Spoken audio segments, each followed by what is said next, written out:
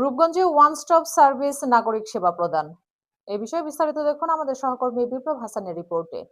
নারায়ণগঞ্জের রূপগঞ্জে one stop service নাগরিক সেবা প্রদান উদ্বোধন করা হয়েছে। সোমবার দুপুরে উপজেলা প্রশাসনের উদ্যোগে দাউদপুর ইউনিয়নের ফাজিল মাদ্রাসা মাঠে ওয়ান স্টপ সার্ভিস নাগরিক সেবা প্রদান উদ্বোধন করা হয়।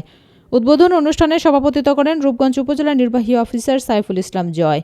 এতে উপস্থিত ছিলেন রূপগঞ্জ উপজেলা বিএনপির সভাপতি অ্যাডভোকেট মাহফুজুর রহমান হুমায়ুন, শরীফ আহমেদ টুটুল, ছাত্রদল নেতা সুলতান মাহমুদ সহ আরও অনেকেই।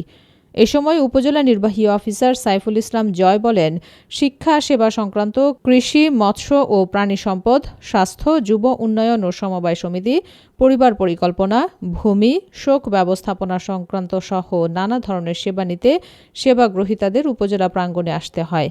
আর এরই লক্ষ্যে প্রতিটি ইউনিয়নে প্রধানমন্ত্রী তারেক রহমানের নির্দেশ মোতাবেক ওয়ান স্টপ সার্ভিস নাগরিক সেবা প্রদান কার্যক্রম শুরু করা হয়েছে।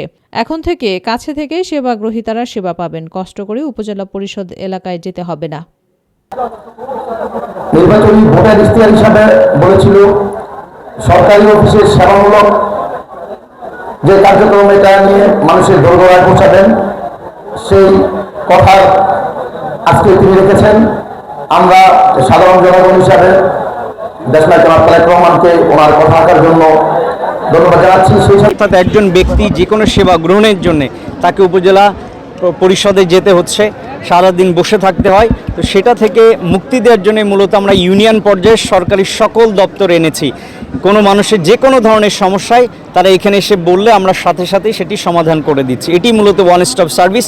এটির উদ্দেশ্য হচ্ছে জনগণকে যে কমিটমেন্ট দিয়েছিল এই সরকার, এই কমিটমেন্টটি বাস্তবায়ন করা।